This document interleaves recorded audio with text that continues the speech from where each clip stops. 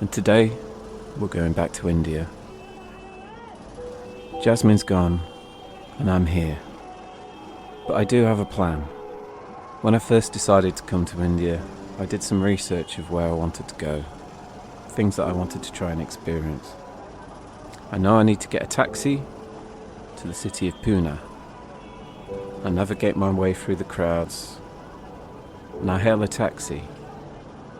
I say, "You take me to Pune, please?" Yes, yes, yes. Put your bags in, put your bags in. I'm going to be in this taxi for 4 hours. We go through some of the poorest areas that you can imagine. I'd never seen anything like it before. I could see whole families hunched into one little makeshift shack. I could see people walking around who were missing arms and missing legs. And one man came in front of the taxi. He put his hand out as if he was stopping it with some invisible power that he had. My taxi driver beat the horn and beat the horn. But this guy stared at us. He came round to the side window. He lifted his shirt up and he took his hand and he started to beat it as hard as a drum on his stomach. A thin pane of glass separating me from him. I knew that there was going to be poverty in India, but not like this. It was almost like watching a zombie film, but of poor people. We carried on going through this shanty towns, and I started to not want to look at it anymore. I checked the time and we'd been going for 40 minutes. We were only a couple of miles away from the airport. It started to get darker and darker, and as we got out of the city, the shanty towns started to become less and less. We come to what looks like some kind of roadblock.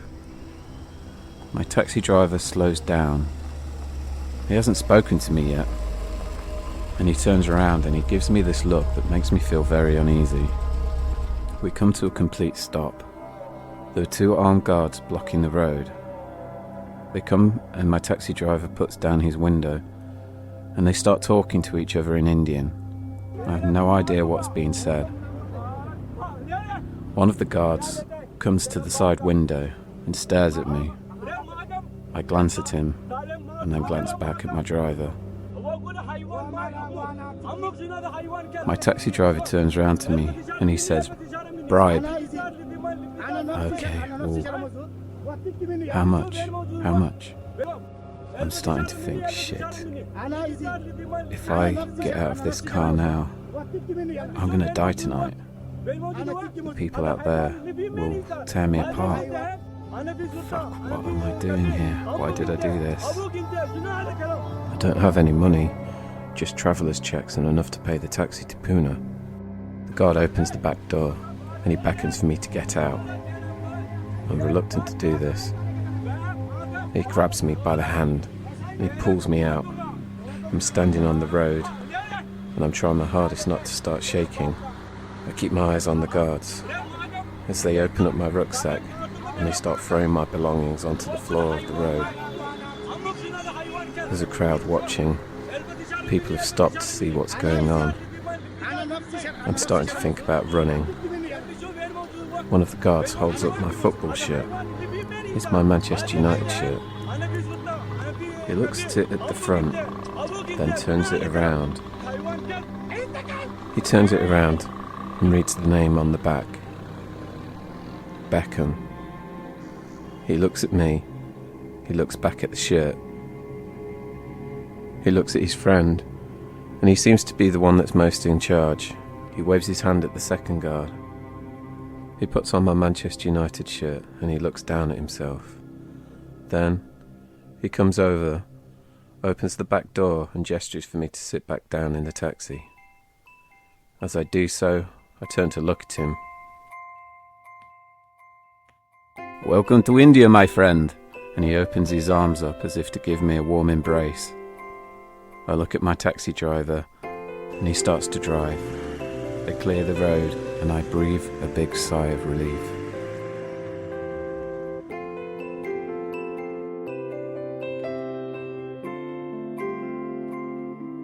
get to stare out of the window and watch this world that I've never seen before.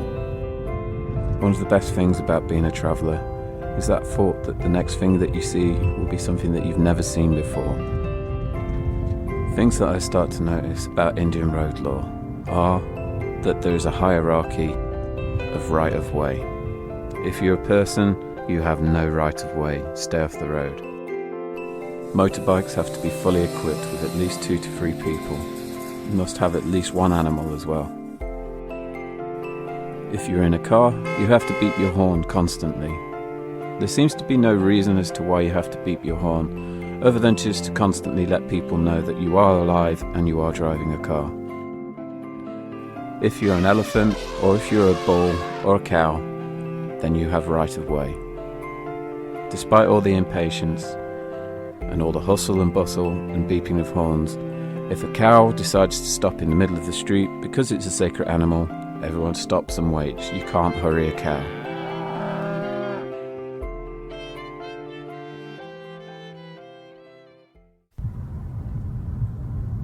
So after a couple of hours of driving in the taxi driver turns to me. He says, "What's your name?" "Hayden," I say. "My name's Taz." "Pleased to meet you, Taz." "What are you doing in India, my friend?" "I'm just on a holiday, I think. Do you like being a taxi driver?" "No, it's shit, my friend. It's shit. I'm going to be famous DJ one day. Listen." Taz, the taxi driver, puts on some music. It sounds a bit like this.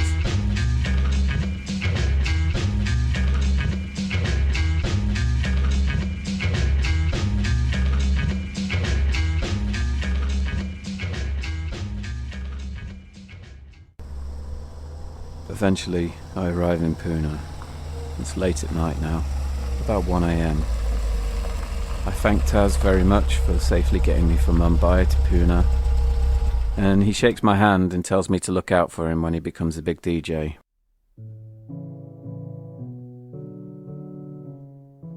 I'm staying in what is called the Peter Pan Hotel. It looks like it was bombed and then never properly repaired. I go in to find that there's nobody there and spend roughly about an hour being told to go to different doors, looking for a man called Alfred. Eventually I find Alfred, or rather I find Alfred's wife, who wakes Alfred up. Alfred greets me with all the hospitality of bad news. I go to feel what my bed's like, and it's hard. It feels like bricks with felt over it. The pillow, well, I think my backpack's going to be my pillow tonight. And I lie there, and I think, this is it, I'm here. In my head, I try and imagine a picture of the world, and I try to imagine a little dot from England, dotting its way all the way over to India. I think about Jasmine, and I wonder where she is now. Tomorrow I will be going to Osho Ashram, which is kind of like a yogi retreat. I don't really know much about this practice. I imagine that there's going to be lots of old people with beards meditating. As I lie there, I start to see the images of the day pass through my mind. The poor children, people missing limbs, and the man beating his stomach. I feel overcome with shame, the guilt of privilege. I've got no right to feel that my life's not working, or that I'm missing something. I'm not missing an arm or a leg. I'm not begging someone in a taxi just for enough money to eat. I decide that maybe sleeping under the bed would be a better option. I crawl down there, and I roll up my shirt as a blanket, put my head on my backpack for the pillow. I think about Jasmine. I think about that time in the airport. She'd been treated like an object her whole life. Maybe she wanted to treat someone else like an object. Maybe now I know how it feels.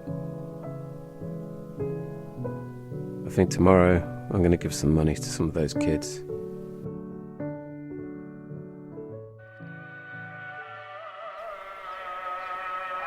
I awake to this sound. It's the sound of the call to morning prayer. My neck's hurting from having a backpack for a pillow. There's a warm breeze coming in through the netting, and I'm drawn to the light and I'm drawn to the sound. The horizon of Pune. Temples and buildings scattered all around. It looks dense and sprawling. It looks busy. I can hear the faint sound of horns beeping again. But overall I can hear this beautiful call to prayer. I don't know what they're saying, but it sounds almost like a siren song.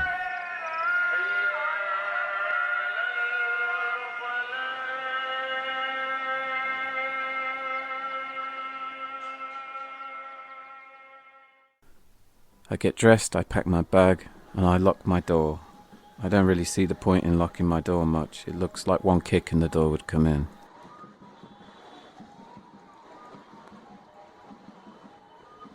Within seconds, I'm accompanied by a group of small children who follow me saying, "Money, money, money, money, money, money." Next, I'm accompanied by a man who has 2 stumps for hands and 2 stumps for legs. They're bandaged, and he uses them to propel himself on a skateboard next to me.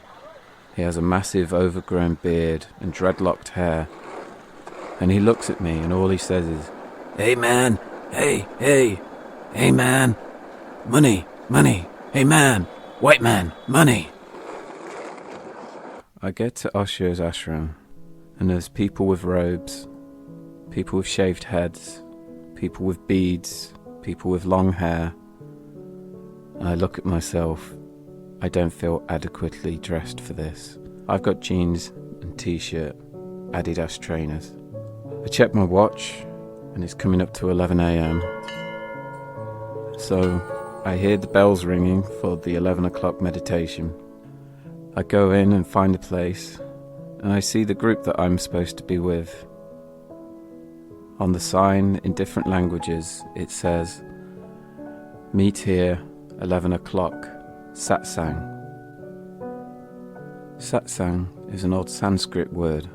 It means to be truthful or to be with truthful people. So together we sit, a group of maybe 20 or 30 of us. I look round and there's different coloured skins, different coloured eyes. But there is a theme. A lot of these people look like they've been here for a while. Even though they look Western, they've had an Eastern makeover. Then one guy comes into the middle. He sits cross-legged and he puts his 2 hands together. "Good morning, everybody. It's such a beautiful day to be alive. Thank you for being here and sharing this moment with us. And thank you for joining us in today in satsang. Today we shall be still until the bell rings, and then we will walk in silence to the gardens."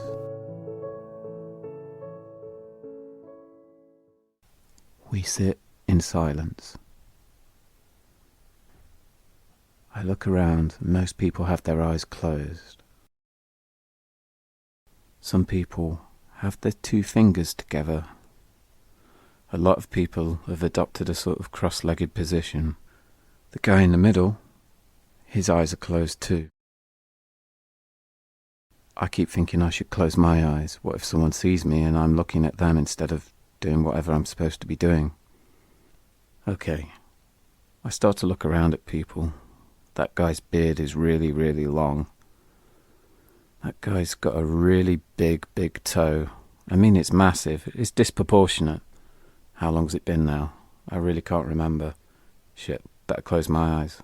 What am I supposed to be thinking about? Eventually, the bell goes. As if everybody else has done this before apart from me, everybody stands up, puts their hands together, and bow to the middle. The guy in the middle receives this bow and a smile that looks like he's in a state of permanent orgasm. He starts to walk forward and splits the circle, and he walks out of the door, and we form an orderly queue, the first one I've seen since I've been in India. Together we walk down the high street with our hands together. And interestingly, I notice that no one asks us for money. We come to a golden gate. We're surrounded by trees. It looks like the beginning of a garden. We walk through the gate and down a spiraling path, and I see the most beautiful gardens. The guy at the front of the queue invites us to sit in the circle again. And he begins to speak. "Thank you for sharing that walk with me," he says. "There ends today's satsang. Feel free to speak to each other and share your feelings. Turn to the person next to you and tell them what's in your heart." I turn to my right, and the guy that's sitting to my right has already turned to his right. I turn to my left to be greeted by big blue eyes and blonde hair. "Hi!" "Hi." "I'm Jolene." "Oh, like the song?" "So, Jolene, what's in your heart today?" I say, tentatively. Jolene wastes no time and gets straight to the point. "Aiden, you have the most beautiful eyes, and I can see in your eyes my reflection, that we are both the reflection of God's love on this day. Thank you for being here with me." She holds out her arms, and I give her a hug. She smells a bit. She puts her head to one side and just stares at me and smiles. "What's in your heart, Aiden?" What is in my heart? I don't know. I'm happy to be here, I guess. It's nice to meet you. "Oh, you're so British." Oh, fuck. I feel acutely British in the sense that I don't actually know what to say to this woman. She's clearly on a different planet to me. I promised myself that I wouldn't just run away from the first thing. I had 2 ways that my travels were going to go. In my mind, I wanted to pursue the incomplete. I wanted to find something that would make me more whole. I wanted to understand myself. I wanted to find some peace.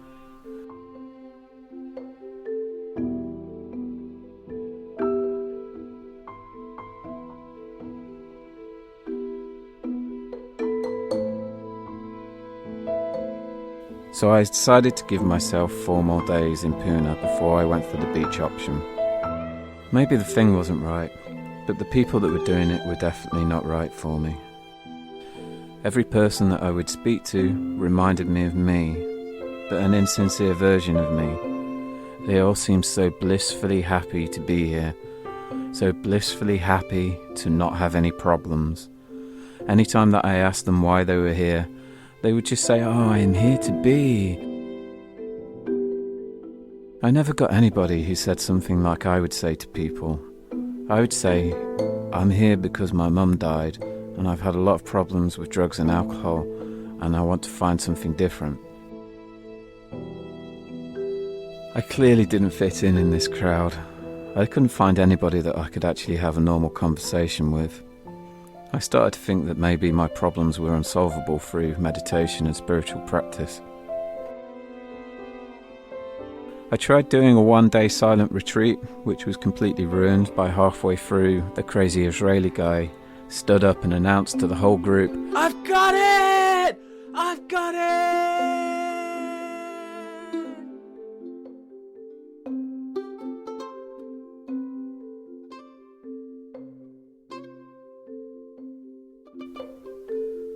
So after 2 or 3 days, I started planning my next move. I could find that I could keep myself busy in the daytime, going to different sort of practices or groups, trying to blend in and meeting strange characters. But at night time, I really struggled. I'd lie there in my uncomfortable bed and I'd think about my mum, and I'd think about Jasmine. I'd think about all the poor people that I'd seen that day, the face of the man beating his stomach by the taxi, the sound of the children running alongside me wherever I went, asking for money. I decided that this would be my last evening. The only nice thing about Pune was the morning call to prayer. Man, I loved that. I still don't know what it means, but it seems soothing to me.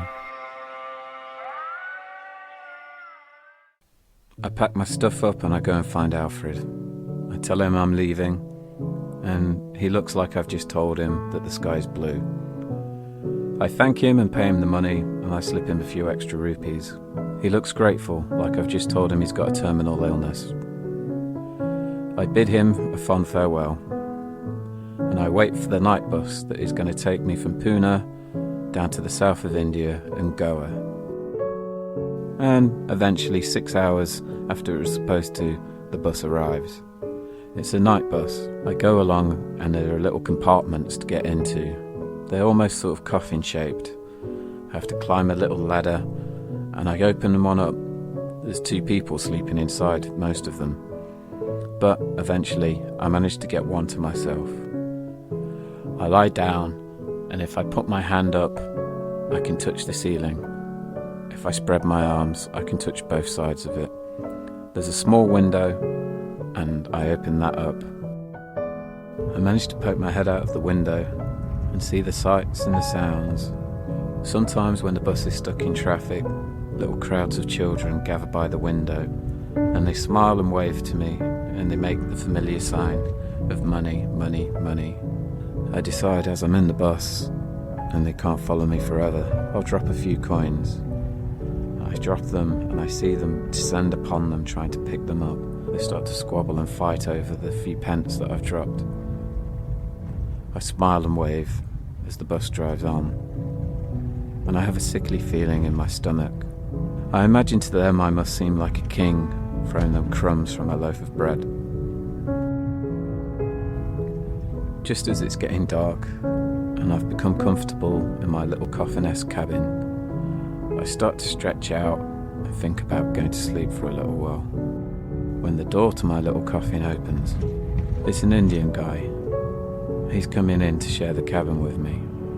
I shuffle over to one side closest to the window. I look at him, but he won't look back at me. I say very tentatively, "Hello?" He looks at me and grunts. He's a big, round Indian guy, and he absolutely stinks. He looks like he's been at work all day. He's got a white business shirt on and a bag that he holds to his stomach. He puts his head the other end, so we're top to tail. I have to keep my nose out of the window at all times. If I turn it to the other side, all I can smell is his rancid socks. I decide that I'll try and go to sleep with the fresh air coming in of the window.